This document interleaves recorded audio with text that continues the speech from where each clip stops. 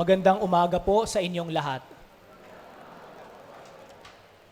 Marami akong mga kakilala, every time mayroong board exam dito sa atin sa Pilipinas, ang laging magme-message sa akin, Father, pasama naman kami sa inyong dasal. Magte-take po ako ng board exam. Usually, mga pag-bar exams, tuwing, I think, November or October, maraming mga ex-seminarians ang nagbe-message sa akin, Father, isama niyo po kami sa inyong dasal. Magte-take po kami ng bar exams. Iisa lang po lagi ang sinasabi ko sa kanila. Huwag kakalimutang magdasal bago mag-exam. Huwag kakalimutang magdasal habang nag-e-exam. Huwag kakalimutan ang Diyos pagkatapos mag-exam. Bakit ganito lagi ang aking sinasabi sa kanila? Dahil sa maraming pagkakataon, marami akong kakilala na during the course ng kanilang review, talagang makikita mo naman talaga ang kanilang malalim na pananalig dahil kung pwede nga lang, matulog na lang sa loob ng simbahan para doon na lang sila lagi magdasal, gagawin nila. Araw-araw, makikita lagi sa simbahan. Linggo-linggo, makikita mo lagi sa simbahan. Habang hinihintay ang results ng board exam, araw-araw yan makikita mo sa loob ng simbahan. Talagang matindi ang dasal, magro-rosaryo pa yan, kung kani-kaninong santo palalapit para magdebosyon. Pagkatapos ng exam at nakita nilang sila ay pumasa, magpapasalamat naman, in fairness. Magpapasalamat naman sila. Mag-o-offer ng Thanksgiving na misa. Pero ang nakakalungkot, pagkatapos na ng exam at malaman na ang resulta, eventually, habang tumatagal, hindi na nakikita sa loob ng simbahan. Hindi na nagsisimba. Bihira na lang. Kung makita man sa loob, either Pasko, New Year, may binyag, pero hindi na tulad ng nagpre-prepare pa lang ng exam na araw-araw nagisimba. Bakit kaya? Bakit kaya ganun ang ating ugali? Kapag nakuha na natin ang ating gusto mula sa Diyos, iniisip siguro natin, Lord, relax muna ako. Baka lumampas na ako sa langit. Kalma muna. Hindi muna ako magpapakita. Next time na lang ulit, pag may kailangan ako. Nakakalungkot, pero yun po ang katotohanan. Kaya nga sa ating ibanghelyong binasa, hindi na nagpigil si Jesus sa kanyang sinabi sa mga taong hinahanap siya at sumusunod sa kanya. Ano ang sabi ni Jesus? Hindi niyo ako hinahanap dahil may pananampalataya kayo sa akin o naniniwala kayo sa mga kababalaghang ginawa ko. Hinahanap niyo ako dahil nakakain kayo at nabusog kayo. Gusto niyo muling kumain, gusto niyo mabusog, gusto niyo pang mag-sharon pa uli ng bahay. Kung ating titingnan ang first part ng Ebanghelyo ngayon, yun yung kwento tungkol sa pagpapakain ni Jesus ng 5,000 katao mula sa 5 tinapay at 2 isda. Nung makakain na silang lahat, busog na silang lahat, nung inipon yung sobra, nakaipon pa sila ng 12 basket ng sobrang pagkain. At dahil alam natin ano ang gagawin ni Jesus, although hindi sinabi sa Ebanghelyo, hindi niya sasayangin ang pagkain. Hindi niya itatapon. For sure, ibibigay niya sa kaniyang mga alagad muli, ipapauwi sa mga tao sa kanilang mga bahay bilang baon nila sa kanilang pag-uwi. So nakakain na sila, nabusog na sila, nakapagbalot pa sila ng sobrang pagkain. Kaya nga sabi ni Jesus, ang paghahanap ninyo sa akin ngayon, hindi dahil may pananampalataya kayo. Gusto nyo muling mabusog, makakain, at makapag-uwi ng pagkain sa inyong bahay. Bakit kaya? Bakit kaya ganun ang ugali natin? Now, hindi ibig sabihin na wala tayong pananampalataya. I'm not saying that. Hindi ibig sabihin na tayo na nandito ngayon dahil tayo ay nagsisimba, may hinihiling lang tayo sa Diyos. Karamihan naman, lumalapit sa Diyos, nagsisimba tuwing linggo, bilang pagpapasalamat. O di kaya ay nakasanayan na sa kanilang Sunday schedule na magsisimba bilang isang pamilya. Pero karamihan pa rin sa ating mga Katoliko ang pumupunta sa simbahan, lumalapit sa Diyos, may debosyon sa Poong Nazareno at sa mga santo dahil may kahilingan.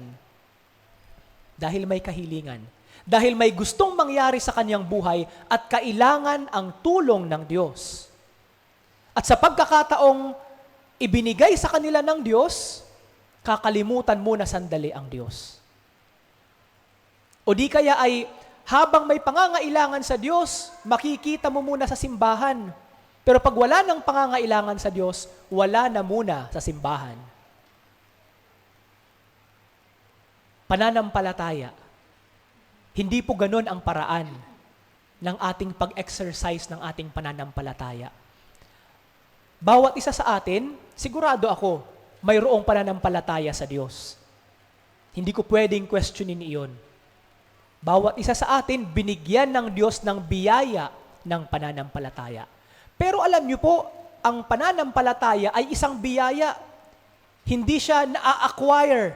Hindi ibig sabihin dahil isinama ako sa simbahan na automatic mayroon na akong pananampalataya. Hindi po. It's a gift na ibinibigay ng Diyos. At dahil biyaya ito na ibinibigay ng Diyos ng libre sa atin, ano ba ang dapat nating gawin sa biyayang ito na ibinibigay ng Diyos? Tama naman ang ginagawa natin. Nagsisimba, nagdadasal. Tama naman yun. Yun nga lang, ang pananampalatayang ito, hindi dapat sinosolo natin. Ibinabahagi sa iba. Ikinikwento sa iba. Kung kayo po ay parishioner ng ating parokya o hindi man, at fina-follow ninyo ang ating Facebook page ng ating parokya, mayroon pong post doon si Father Herbert tungkol sa ang pamagat ng inilunsad na gawain ay ano ang kwentong penya mo? Ano ang kwentong penya mo? Kung titingnan nyo ang Facebook page, pati ang Facebook ni Father Herbert, nandoon po, inunahan na niya ang kwentong Peña Francia niya. Ang kwento niya ay tungkol sa kanyang kapatid na sa matagal na panahon ng pag-aasawa ay hindi sila nagkakaanak. And eventually, nung nalipat siya dito sa atin sa Peña Francia, nabuntis ang kanyang kapatid. At dahil sa siyensya, meron palang paraan upang ma-determine kung kailan nabuo, kung kailan nabuntis yung babae, yung kanyang kapatid. Nung tiningnan nila, nangyari ang pagbubuntis during the time na siya ay ini-install dito sa atin sa Peña Francia. Bakit inilulunsad ng ating parokya ang ganitong programa? Hindi upang maging mayabang tayo. Ang pagkukwento ng iyong kwento ng pananampalataya ay hindi kayabangan. Hindi po. Una, ginagawa natin ito upang maka-inspire sa ibang mga tao.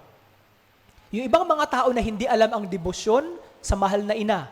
O di kaya ay hindi kilala ang Diyos. At mabigyan sila ng pagkakataon na malaman, meron palang debosyon ng Peña Francia. Meron palang relihiyon na Katoliko to inspire people. Ang pangalawa, ikinikwento natin ang ating kwentong Peña upang malaman at mabasa ng ibang mga tao at magbigay sa kanila ng lakas ng loob na magpatuloy sa pananampalataya. Magpatuloy sa debosyon. Lalong-lalo na yung ibang mga tao na nawawalan na ng pag-asa sa Diyos, nawawalan na ng pag-asa sa kanilang mga kahilingan. Ang kwentong Peña mo na mababasa at malalaman ng ibang mga tao ang pwedeng maging instrumento at daan upang mapalakas ang kanilang pananalig sa Diyos, malaman nila ang debosyon sa mahal na ina, at patuloy silang maging masigasig sa kanilang pananampalataya sa Diyos. Kaya mga kapatid, siguro sa linggong ito, pwede nating gawin ang mga bagay na ito. Una, we try to remember. Ano yung kwentong penya ko? Ano yung mga kwento ng aking pananampalataya at debosyon sa mahal na ina na nagbigay sa akin ng daan para manatili dito sa ating parokya, hindi lumipat ng ibang relihiyon, o di kaya ay patuloy na kumapit sa Diyos sa likod ng napakaraming hamon sa aking buhay. Kapag maalala mo ang mga karanasang ito ng iyong pananampalataya. Pangalawa, pwedeng tingnan ang Facebook page natin ng ating parokya, o di kaya ay Facebook page ni Father Herbert. Ikwento din natin, i-post din natin doon ang ating kwentong penya. I-post natin. Huwag tayong mahiya, huwag tayong matakot. Hindi po nakakahiya na ituro sa ibang mga ikwento sa ibang mga tao ang ating pananampalataya. Huwag tayong mahiyang ikwento at ipaalam sa ibang mga tao. Hindi lamang ang kababalaghang ginawa ng mahal na ina sa atin, kundi kung ano ang idinulot ng ating malalim na pananampalataya, hindi lamang sa ating buhay, kundi maging sa ating pamilya.